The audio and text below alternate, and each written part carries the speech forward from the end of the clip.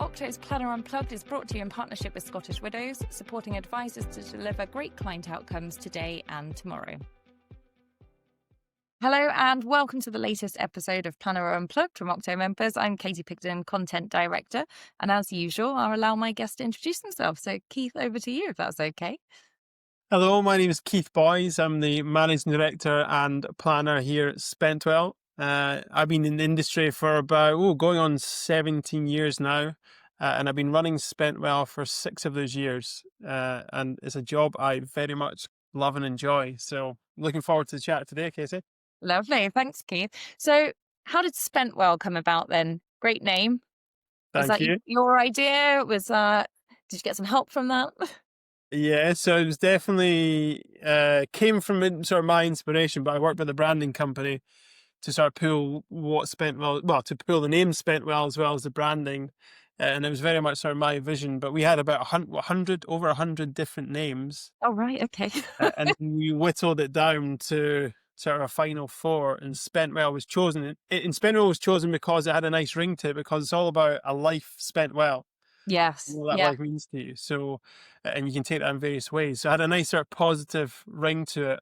And then beyond that, with Spentwell, our industry is very traditional. It's typically some form of, colour schemes, royal blue, white, gold. Yeah. Just Yeah. plain, it's seen as prestigious, sort of elitist and all that. Didn't want Spentwell to be like that. I wanted Spentwell to feel, inclusive, feel warm, friendly, inviting, feel like, you're stripping away a barrier. Yes. So that's why everything at Spentwell should feel quite soft and approachable. So our colour schemes are pink, and we've got nachos and salsa on the front of our webpage, not the tired couple walking on the beach, which feels like a bit of a cliche. It's fine if that's your thing, that's fine, but we wanted to do something a bit more visually engaging. So Yeah. Absolutely. that process took about 3-4 months to pull Spentwell together. So we did a lot of research on the industry, as well as a lot of thought around the names to eventually sort of pull it together. Brilliant. I don't expect you to give me the 99 that didn't make the cut, but what about some of them that sort of came Good but question. didn't quite make the mark? So one of them, no, in fact, I think I can remember 2 of them, and I think it was along the growth theme or growth of a person theme, was called, I think it was Sproutly, like Brussels sprouts, but Sproutly as in, Yeah. kind of growth thing. And I think the other one was Beanstalkers. And we talked about this Beanstalkers one, and we're like, Beanstalkers? Stalkers is not generally a positive word. And Bean can talk about money and all of that, but yeah, it didn't really feel like that would be a good Yeah. idea. So And there is a beanstalk app. I don't know if you've come it across, is. but Right. in terms of saving for young children. So Yeah, I know sure. you've got a couple of youngsters yourself, but it's one of Yeah, those ones that you get the cash back and various things, but also ISAs and stuff too. So yeah, you may have come into some issues there. that's true. Yeah, I think Spentwell, you've arrived at a good place there. So you said you've been in the industry a fair amount of time, and then what made you think, I want to set up Spentwell? Yeah, so I think, to go back, I think I always thought it would be cool or fun to have something with my own, so launch my own company. Did I think that would be a financial planning company? Did you? Absolutely not. No, you do Definitely surprise not. me. Definitely not. I can. So if I graduated during the financial crisis of 2008-9 and stepped into doing pension premium processing, so I was that guy on the black and green screen typing in your pension contributions into the system. All right. Oh, So basic. So because it was a very basic job, I would finish my work pretty quickly, and the boss would be like, I'd like, go and look over there. There's some things you can study. And I eventually came across the certificate in financial planning as it was, and thought, well, that's interesting. There's a technical side it's quite challenging and interesting. And I can also see a people element, which I quite liked. And then I could see this career path that could take me on a bit of a journey to, eventually becoming an advisor. And then from there, that opened up a route to running my own firm. So it's a long-winded answer to your question, but I'm going to get to the crux of it. But basically, having sort of worked my way through different levels in administration, various roles, and then into paraplanning, did a hybrid position, and then advising. What I saw through those roles was, and worked for all great companies, great people, but I'd always felt that it was a bit too corporate, a bit too serious. Yeah. Financial planning advice could be seen as a bit intimidating and maybe exclusionary at times, when actually there's people in needs that we can serve across a wide spectrum. Yeah. And to be honest, I always thought it was a bit dull. I always thought we talked about things in quite a jargonistic way. Yes. Yeah. And I think that's, for some, that's a defense mechanism where, if we use complicated words, we sound intelligent. Okay, I get it. But actually, if you can take that and simplify it, I'd argue that's a higher degree of intelligence. And on the other side, the receiver of that message, if you can take that complex noise and simplify it, distill it down into something really simple, relatable, and easy to understand, that can have a massive amount of power that you can give to someone, and that can have a positive impact in their life. So I'd always felt we weren't quite getting that right in our I think industry. that's really important, that jargon that you talk about, because when I came into writing about financial advice, I had no idea what some of these terms mean. I still don't, sometimes I still have to ask Mhm. those probably seemingly stupid questions of, what are you talking about? What does that mean? And I don't think a client probably wants to feel that there's something not quite right, that, "Oh, I don't know this," or "I don't understand." This person is meant to be the one that's making it clearer for me, that's meant to make it more accessible. And yet we do talk in this language or this assumed knowledge that we think that people have. Yeah, and I think that's quite dangerous, because then it's oh, just trust me, it'll be fine. When actually, I think we're doing people a disservice. It's their money, it's their life. We can distill it, into something that's easy for them to understand, in terms they understand, and that then empowers them, because then they understand, what we're doing, why we're doing it, how we're doing it, and then they can go on a journey, being better informed themselves, and they can get it, and I think that creates better engagement. So when it comes to, think about retirement planning, they're more engaged in it because they get it, they understand it, and I think that's hugely important. And I think I think we've been missing that in our industry a bit. So, launching Spentwell was a way to do things in the way that I saw it could be done better, which is to, simplify things, use great visuals, tell great stories, and ultimately flip away from leading with the technical side, lead with you.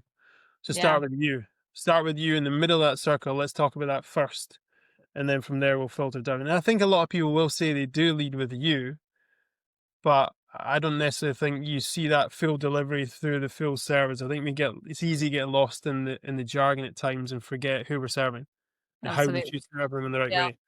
I think that storytelling as well, my background as a journalist, it was very much a similar thing, that you had to try and distill it down into a way that other people could understand. And when I then moved into that wonderful world of B2B, business to business, it was then people would refer to me as an expert. No, no, no, I'm not an expert. I write for the experts, or I speak to the experts, is usually my way of looking at it. But often you'd have to find that way of questioning someone and sort of say, "Okay, why do you do it like this?" Or because we've always done it that way, or, what does that mean? What does that term mean? Or what's a platform, was often my Yeah. very, naive question of, I don't understand what some of this terminology that you use, that is always a user in your world, but not necessarily to the end client. And I think your way of framing it feels that more people would then potentially tell their friends, their relatives, this impact that it's had and what it means to them. So Yeah. what do you love most about your job then, Keith? Genuinely many things, but I think the one thing I could say I love the most is the impact that it has in people's lives. Yeah, Because I know we're dealing with something we don't deal with as kids or adults. We're dealing with money, and we're never educated in that space. we're not. So we're offering the opportunity to educate someone, and then empower them and create positive momentum in their lives. And I think that's really cool. I honestly think we've got one of the coolest jobs in the world. I genuinely believe that because you're moving people in the right direction. You're helping them, go off on holiday once a year. Not because we've done anything fantastic, just because we've helped them, Yeah. put in place a spending plan, or to go further to, can I retire at 60? I don't think I can. Well, actually, let's take away all the noise and clear the fog and see if you can. And can we make it possible? That's pretty cool. But actually, we can. In fact, tell you what, we can retire at 58. How does that sound? Even better. That's so exciting. That's far away for some people, but you can talk more short term as well in terms of what goals are for people. But I think that's such a wonderful thing. And I actually think our job is, I actually think I've got a selfish job Yeah. because of how enjoyable it is. It's almost, I think, selfish in a sense. I get so much enjoyment from it. I think it's so rewarding to be part of that journey where day by day, year by year, you can take these incremental steps with people and see the positive difference it has in their lives just by putting in place some simple steps that they can get on board with. So That's amazing. there's a couple of bits I want to touch on there that in terms of making it more accessible to people, because I think often again when I joined this world and started writing about it, it was then, well, financial advice is only for those that can afford it, really. And if you can't, tough luck, really. Maybe come and see me at a later stage. Also, that educational piece that you mentioned, that I think there's a lot that we could be doing there to educate people more widely, and hopefully that would then play some way in reducing that advice gap that we talk about as well. So, how do we make it more accessible? How do we go about educating people? What do we do? So, I'm Yeah. sure you don't have all the answers, Keith, but maybe some Oh, thoughts. no, yeah, God, I'm on a journey with this as well. We all, learn every day. But I honestly think to an extent, the advice gap is absolute nonsense because everyone talks about the advice gap. Everyone says this is a massive problem we have in our industry. It absolutely is. But there's a way we can solve it, and we can solve it with education. Yeah, So you can solve it to an extent. So financial education is on the curriculum here in Scotland. Teachers do a great job, by the way, but I can tell you they don't necessarily get the resources for financial education. Time poor, and it's not being delivered in the right way. In England and in Wales, it's not on the curriculum. Certainly not in England, as far as I'm aware. That's a failing of our system. So we come out of school with all the nuts and bolts loose. So we don't understand how to manage debt, income and outgoings, spending plans, never mind pensions, investing, all of that. No one is teaching us that stuff. So just this morning, in fact, this week, I've been doing this for the last 4 or 5 years. We work with Red Start, which has now become Money Ready, who work with kids all the way from primary school through to uh, adults, where they will go in and educate people on money. And this is all funded by the corporates. So the schools are not, it's not costing them a penny, where we can go in and give them some of the fundamental skills that they need, that they can pull forward. I mean, if you look at the academic evidence, it says all our money habits and biases are ingrained in us from age 8, 7 or 8, thereabouts.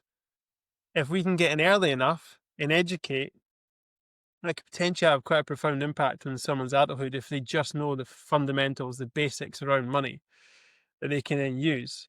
Now, some people might see it as a threat. Well, then, if they know everything, they won't come to us. But actually, the other side to that, I think, is true in that maybe when they come to us, they've actually just taken some really good steps. They've got the foundational building blocks in place. But when the hurdle gets too high, they can then come to us. So then yeah, you start to squeeze this advice gap where there's been some really great stuff done. And then, us as the experts can come in and just nudge them forward a bit more. So that's something I'm hugely passionate about for kids. And then I think beyond that, the so I, my own personal opinion, I think as financial planners, financial advisors, is I think we have a massive role to play in the industry in that advice gap. And I think a key part of that is be present in our local communities.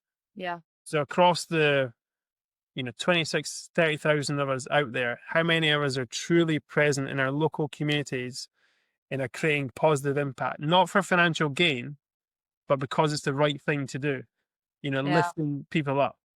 So that's one of the reasons I launched. the masterclass. So we do complimentary masterclasses at Spentwell where we get 12 people in a room. So it's 12 seats, 12 principals, 12 breakfasts. So we put in a great venue. Yeah. We feed them with great coffee and food because that's a really great sell. That's what we always want, you know? Yeah. It gets them in happy bellies. Oh, and by the way, I'm talking about investing or retirement planning, or we'll do a foundational session for younger sort of graduates where we can give them some of the fundamental skills that they can absolutely run with themselves. And they can, they can go away and do that, or equally they can potentially then engage with me in future. So there's absolutely a business development angle there for me. But I know regardless, even if they don't engage with me, in that hour session that they've been in with me, I know they're going to go away with some really great nuggets of wisdom that can take them from here, up to here with just a few simple things. Even if it's just, having emergency cash on deposit in the event of unexpected, just saving that bit more, nudging up their pensions or, their savings contributions, and just sort of thinking about more when it comes to planning. So that's a key thing we do, the masterclasses, and we won an award for that earlier this summer as well for that effort. And again, it's around the education thing, and I think it's just part of that. Do right, do good. And I think if we were all doing it in the industry, and I think we do to an extent, the advice gap wouldn't exist because everyone would have the fundamental skills, and they would just squeeze things so much more. This is the thing. It's like, congratulations on the award. Thank By the you. way, I had seen news of that previously, so very good. But you're right in terms of that impact that you could be having, and the wider advice profession. I mean, not just you, but in your local areas, and trying to sort of make more of a thing about that. Because I think sometimes there's a tendency for some people to go, well, the advice gap, it's not for advisors to solve that problem, it's for somewhere else, and potentially it's a lot of things coming together: regulation changes, technology changes, encouraging new people into the profession as well. I think you said you wanted to set up a business. Was it necessarily a financial planning business? No, but it happens to have been that. Many of the conversations I have, people say they stumbled into financial advice. Wouldn't it be lovely if we had quite a few more people following on saying, I always intended to be a financial planner. That's what I wanted to do. I heard a conversation with Keith and thought that sounds like a great career. I'm going to go and do that. That selfish job he's got. I want that. The rock stars. We become the rock stars of the professions. Yeah. And now for a few words from our content partner, Scottish Widows. Scottish Widows is focused on clearer outcomes and fast decisions. Our new underwriting outcome tool, using the same rules as our application journey, gives you an indicative view before you start, and we deliver instant outcomes in over 7 out of 10 cases. Our new business dashboard keeps every case visible in real time, so you spend less time chasing and more time advising. For more information about Scottish Widows and the support it provides to advice firms, speak to our business development team by emailing protectsales@lloydsbanking.com. So how can we make that more appealing to people as that sort of career of choice, maybe, rather than stumbled into? It's funny because I think we as planners or certainly we should be great listeners and great communicators. I don't think we've necessarily communicated our profession in the right way. No. I think if you were to ask someone about what our profession does, they'll probably say, you deal with pensions and tax. Maybe. Yeah, like it might say that, maybe they won't even be that informed. And that's not the truth of our industry. There's so much more depth to that and so many more layers, and some phenomenal career paths that cover so many, important skill sets in terms of, creativity, imagination, good listening skills, good communication. Everyone's got a skill set which could be applied to financial planning, and regardless of where you are now. So if you're in the NHS, there's probably going to be some really great process driven stuff you could bring into our industry. If you're a creative, you could have a field day in our industry and take some of the dull and boring stuff and make it jazzy, exciting, engaging. And we're kind of missing a trick with that, I think, in terms of how we sell the profession. So it was great, the Landcat putting on their event in Glasgow, where they invited, over 100 students. Come and see what our industry is about. And so many of them said afterwards, you know what, this sounds a really attractive industry. And I think it's more about how we sell the sizzle. Uh, and I think we can really improve on that, and really show people that this is a job that, yes, it's a job. So, it might be 9 to 5, but it can also be flexible. It can work around you, family life and all that. But you're also in a career that has impact. Who doesn't want that? Like, a career where you can literally say you've got a legacy of positive things that can happen in people's lives. Yeah. That's pretty cool. Do you think part of it is that there's some great things going on, like you said, like the Land Cap, my former place of work? So nice to see that. But there's so many things, but everyone's maybe going off doing their own thing. And are we coming together enough? And maybe that's what we need a little bit more of as well. Are you part of a trade body? Are you happy with how all of that's going? What I don't know. Yeah. So this is where I think, and I think they're doing elements of it, to be fair. But the CII, CISI, two of the biggest bodies in the country, I think they can absolutely up their game. Yeah. The CII need to stop the silly infighting they've got going on. It's embarrassing for our profession, to be honest. We're all adults. Yes. And get past all this so we can focus on what's important. Getting new blood into our industry, having positive impact in people's careers, creating exciting paths for them.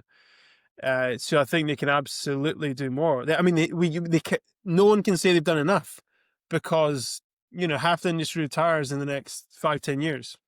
Yeah. What do we do then? What do we do? There's not enough people coming in, or that have the skill sets they should have. So why are we not in the schools? Why are we not in the universities more than we are right now?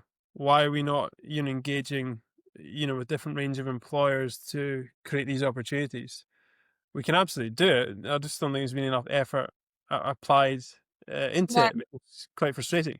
But yet everyone talks about it, that it's a problem, but no one's willing to actually put their head above the parapet and do something about it. Some are. Some, SGP have got a training academy. They get bashed, but do you know what? Fair play. They've gone up and stepped up, and they're creating opportunities. More of us need to be doing that. Guys like me, I'm a smaller firm, but I'd be delighted to go and support these efforts. And maybe it's where something like Plan X or Next Gen, maybe they could, go and do something in the universities if they haven't done so already. Or, likewise, you guys in the Octo community, could we all collaborate? Because there's so many guys in there that have a lot Yeah. of knowledge, and I'm pretty sure will be willing to support it. But maybe we just don't necessarily know what the path is. No. We don't have one voice that's really singing for us, and it should be our bigger bodies, but they're not really engaging with us in the right way. Yeah, I've seen obviously the PFS have launched an initiative with some funding behind that to sort Yeah. of try and attract some of that new blood, and potentially there are things that are happening that maybe they're not doing a good enough job of talking about. I think is my understanding, that ideas and suggestions have been put forward, and actually PFS could probably say, oh, we are doing that, but maybe we haven't said about that, or we haven't shouted loud enough. But with other sort of stuff, as you alluded to, that there's a little bit of squabbling and fighting going on elsewhere, that it's probably detracting from it and not helping the cause of showing the profession in the greatest light. I don't know about you, but I only recently saw about World Financial Planning Day, and I was like, I did not know that was a thing, or at It least I just don't kind of came up. think I Yeah. did. Did I go Yeah. and forget about it? And that's terrible. I've been writing about this profession for quite some time. Surely I should have been one of those ones championing it, but Yeah.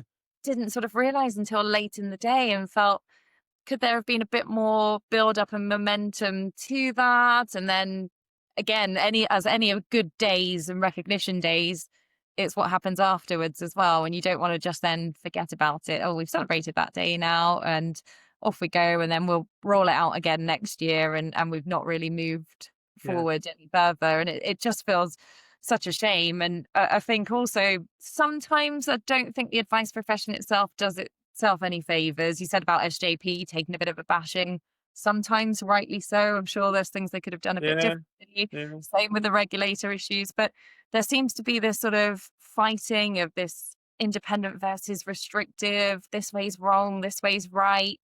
I think the trade titles, I used to call them the noisy few that would comment on every single article Yeah.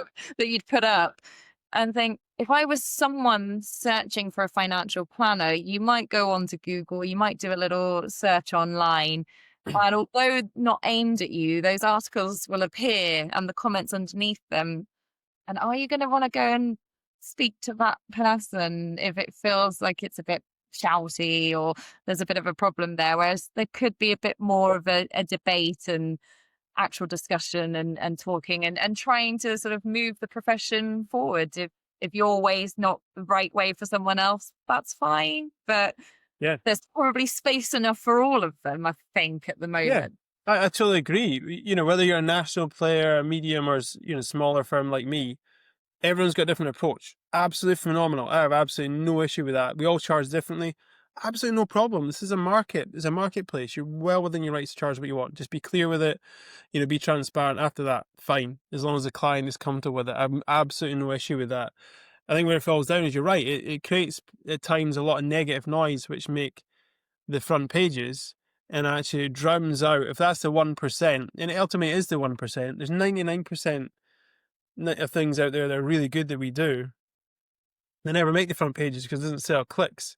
I Yeah. don't think we shout enough about the good that we do in our industry, and we should shout more about that because there's some phenomenal things. There's some incredible people out there doing amazing things that just fly under the radar because they're too modest, because they don't feel the need to shout about it. But we should, because we've got a lot to be proud of in this industry. And so go back to your point about the people coming in.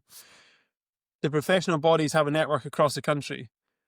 Every professional body in my head should be linked with a university, should be linked with a school, and there should be a spider web effect across that. So, in Edinburgh, there must be thousands of people in Yeah. this industry. Why is our local body not connecting with us and saying, we've connected with Heriot University or Edinburgh University, and we're going in to tell the students about the great things that we do, or to do some education for them? I'd be all over that. That'd be incredible. Yeah. There's a way in which you can link all that up, but we're just all kind of, as you said earlier, everyone's doing little bits in their own little silos, when actually it could be really impactful if you combined a lot of that stuff. And we're kind of missing the trick a bit there, I think, at times. There you go, Keith. We'll go away and sort of come up with some plans, shall we? See what we can do to get everyone talking properly. So what are some of the challenges you've overcome then in setting up a business and getting to this stage? Because it is great to highlight the wonderful things, but also if someone wants to follow in that footsteps, I suppose it's sort of those learnings along the way and things that maybe you've come across and realized. Yeah, I think it's quite easy to present thy perfect self on social media because you Yes. see awards or happy faces or great outcomes and so on. But the reality is, running a business is hard. Launching a business is hard, particularly for me when I started with zero. So I started with zero clients, and I built it up from the ground. I didn't buy a bank of clients. I very much built it up organically, and I think that's hard. And something I touched on a few weeks ago is that I can't really take sole credit for where I am today. It takes a church, Yeah. it takes a church of people to create a business, even if they're not directly in the business. And I could churn off tens of names of people that have helped me along the way. And even at the start of launching my business, you naturally doubt yourself. And it was the people around me, friends and family members, that said, no, you're good at this. You could create something really special here. We believe in you. To then create the belief in yourself. Yes. Yeah. I know that feeling as well. Yeah. And I think that's so, I just think that's amazing. So I could credit so many people, so many helpful advisors. I spoke to 12 firms before I launched who, gave me their Happy wisdom. for you to name drop some if you want to, Keith. More than happy for you. Yeah, guys like Alan Smith at Capital, Yep. Andy Hart, the guys at First Wealth I spoke to, a few Edinburgh local firms, Stuart Siegel at Principal and Prosper. There's a great firm down in the Borders, Brett is his name, who spoke with me, sort of with many others as well, who just kind of lifted me up, to be honest. And that's not a journey that goes like that. it, when you're running a business or doing anything, it goes like this. You have the dips, as Seth Okay. Godin talks Yeah. about. And ultimately, when people talk about you just got to keep working hard, it kind of is a part of it because you are going to have the dips. And the way you pull, or certainly the way I've pulled out is retaining that belief that things will move in the right direction. And I've always believed if you work hard, if you do right by people, I've always believed that can, it comes through.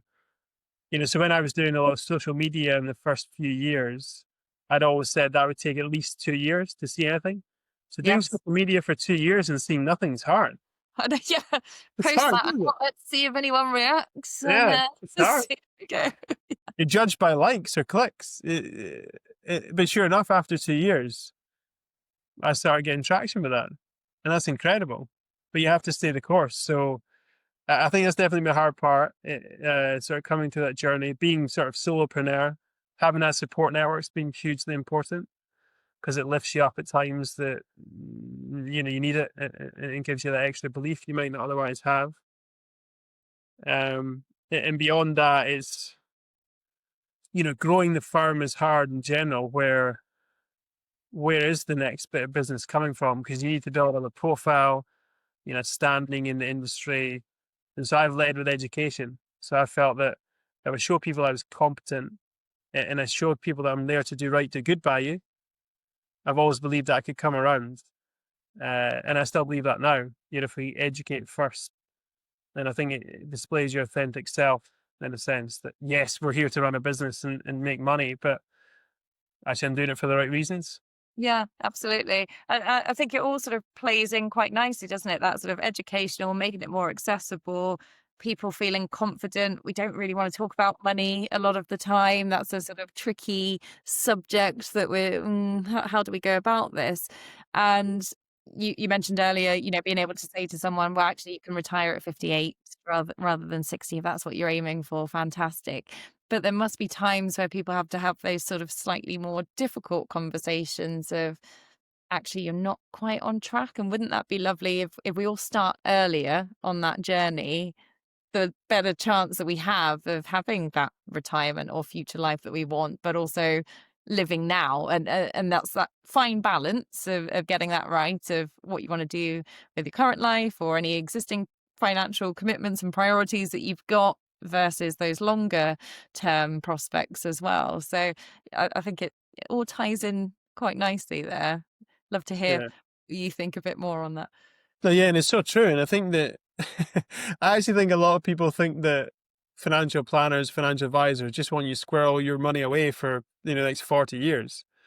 And you're like, well, no, we don't. We don't want you to do that. We want you to just sort of figure out the balance between absolutely, that's why we're called Spentwell, a life spent well, not the last 40 years of your life, a life Yes. spent Yeah. well.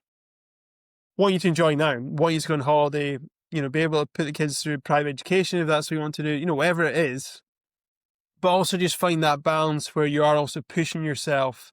So you're planning for your future as well. And I think this is where at times we get the balance a bit wrong. So and I think this is where social media is dangerous at times. The TikTok influencers. It says, yeah, something like You've got where they spout off a lot of nonsense at times. Some of them are good, but others are not really giving you a qualified opinion and are telling you about how you should live for today, live your best life, and all this. Okay, I get that. I want that. But what if you live to 100? What are you going yes. to do for the next 50 years of your life if you've not planned for that? So I think there's a balancing point that's potentially missed there where, if you can plan in the right way, you can have the best of both worlds. Where you can enjoy now, as well as building up that bucket for the future. And if you do that, to be honest, the stock market can do a lot of the heavy lifting for you. So if you plan early enough, something like 2/3 of your returns can come from the stock market. Yeah. If you stretch out that journey long enough. So we're saying you only have to be on a third, and then the other 2/3 of your bucket when you get to retirement could potentially be made up from just literally watching the stock market do its wonderful thing over the next 40 years. That's pretty cool. So Yeah. you're essentially just putting the machine in autopilot, and you're just nudging up your contributions over time. So yeah, that's pretty powerful. That the content that you were sort of talking about and that building up that social presence, seeing more advisors do that, I think, and then there's probably again room for a lot more to do it, but it hopefully would drown out some of that Yeah. not so great content and knowledge that's, or knowledge sharing that's out there, whereas I think some of it seems too good to be true, and obviously we know if it does sound that, it probably is, and there's all those sort of quick fixes, and, oh, you can make this much money and you can do this and you can do that, and people don't really know where to turn. So if you've got professionals like yourself that sort of thinking, well, I want to give up some of my time to help with the educational message and the just general thing of maybe people feeling a little bit more confident about what they're doing, hopefully that will have that knock-on effect. And then as their needs become more complex, or they realize, actually, I want to talk to someone about this, because it is that weight off the shoulders, that burden, trying to, maybe someone like Keith can help me. Yeah, because if you look at, do you know, it's funny actually. I'm going to ask you a question, Katie. Go on, reverse it. Name a celebrity who talks openly about money and would be a positive influence in people's lives when it comes to their own money, their life journey. Who would that be? Would I say celebrity or would I say journalist? I'd say Martin Lewis. Yeah, so Martin Lewis would absolutely be a champion. I, I suppose technically he would be a celebrity. I suppose he would be because he's well known. But guys like, I'm thinking like, go off. So he's industry. Let's call Martin Lewis industry. Although he's a journalist, he's still kind of industry specific. He's phenomenal. He's a legend. I love what he does. But if you look at, say, I'm thinking about the narrative I'm getting at here is, so who's influencing people right now? Unfortunately, if you look at young people, Andrew Tate is unfortunately heavily influencing young minds right now. Well, why is that happening? And when you look at his messaging, it's because it's resonating with young kids who, he's giving them, I suppose, access to the dream that they can afford, luxury cars, they can be millionaires and all this, but is riddled with misogyny and loads of other horrible things in there that's quite frankly inappropriate. And he shouldn't be on a pedestal that he is on. How unfortunate that he's an idol Yes. for our young people. I'm not saying it needs to be me, but why have we not got idols in Yes. Yeah. financial planning that are literally, you look at them and think, I want to be that guy. Yeah. That's the guy I want to be. Or, someone out with their industry that's really just talking positively, but from an informed opinion that people can really be inspired by, they can relate to, and that can feed into a positive journey for their certain money. Martin Lewis is a legend. What he's doing is phenomenal. He's having such an impact on people's lives. We need more guys like that. Not guys just peddling trash on social media about how you can be a millionaire tomorrow. Because it's not true. It's not truth. It needs hard work. It needs discipline. It needs careful thought. And Guys like that sometimes aren't given that. those boring things, isn't it? Of do Yeah. this, save this money, work hard, do that. And you're right, in terms of like when we have left school and not known some of these things, what a disservice that we are doing to those young students coming out, just about to sort of try and get their first job or start their career path or get their foot on the property ladder, whatever it is. And yet we don't know some of those basic things about budgeting and options and saving for the future, or all of those things that we talk about day in, day out. So as we're coming to an end then, Keith, what would be some of the personal money rules that you live by? Obviously, you do your masterclass and things like that. Is there something that you can share with the audience as to what you think they should be doing? I think the key thing is engaging with your money. So when we see this with the sort of people that come to master classes and clients we deal with, is that money as a topic, as a subject in the house falls down the list. So generally people don't talk about money. And I think that's really unfortunate because money is, I think, the number one worry in people's lives. And it's also the number one opportunity in people's lives. And if we're able to make that an open conversation at the dinner table in the household, that can have such a transformative effect on people's lives, because we take it from being this alien abstract concept into something that's relatable, impactful, we can understand it, and then you can go on a journey with that where rather than sort of burying your head in the sand, you're engaged in it. So where are we this month? Great, we've got, we've saved £200 at the start of the month, we've still got £100 left over at the end of the month. Do we use it on fun stuff, or do we potentially save a little bit more? So doing a monthly check-in with your partner and just being open and honest about, well, how did the last month go? What did we spend our money on? No judgment, judgment-free zone. Go and do it somewhere fun. Go have a glass of wine. Just having an open conversation with your partner, if you have one, about how things went, and then sort of checking in on the progress to what's important in your life, be that a month ahead, a year, years ahead. I think that could be hugely impactful, having those sort of, checkpoints, opening up the conversation. We don't talk about money enough. We don't. Yeah. It is still that taboo subject, and shouldn't be, and would be much nicer if we could, and people knew sort of the situation, and just not feeling that we can't talk about it. It would just help so much more that, yep, okay, whatever's happened, that month's gone now. We can learn from that and try and improve next month if we do feel bad about whatever's happened, or we can go, yeah, I spent the money and I enjoyed spending the money, but I maybe can't do that to that extent every single month. Yeah, I think that'd be great. Because then you can take it from a position of fear or unknown to, well, you're informed. You sort of understand where you are now, and you've also got sight of where it can take you. And I think, unfortunately, people that come to us at times, they haven't looked at it for 20, 30 years. And I get it. We're busy with families, work. It does fall down the list. I completely get it. But maybe it's just a 5-minute check-in at the end of each month, or 10 minutes. Can you afford 10 minutes each month just to have a look at how things have gone? Are we on the right track? And then compound that over a year. Compound that over the next 30 years. Yes. Wow, where could that take you? That'd be really exciting. There we go. I'm gonna dedicate 10 minutes and see where I can go. Come on, let me know, Keith.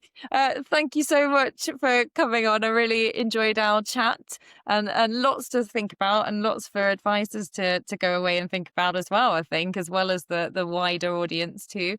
And yeah, I'd love to probably have another chat again in future, if that's all right. Absolutely, I love that. And I think, like I say to whoever listens to this, I think some phenomenal stuff out there happening. So keep doing it, and keep pushing it, keep making a difference out there. Feel free to take my master class and run with it and do your own stuff as well, because it all has such a positive impact. So do you, keep doing you. I think that is one thing that is nice about the profession, that there is that collaboration as well. At times, it's not so much everyone competing, and you obviously reeled off a few names that have inspired you and helped you along the way. And I'm sure you've given them the thanks and stuff previously, but sometimes people don't know the impact that they've had. Actually, they just sort of think, well, that's just me trying to share something, trying to be useful in some way, and actually those things do stay with you a long time.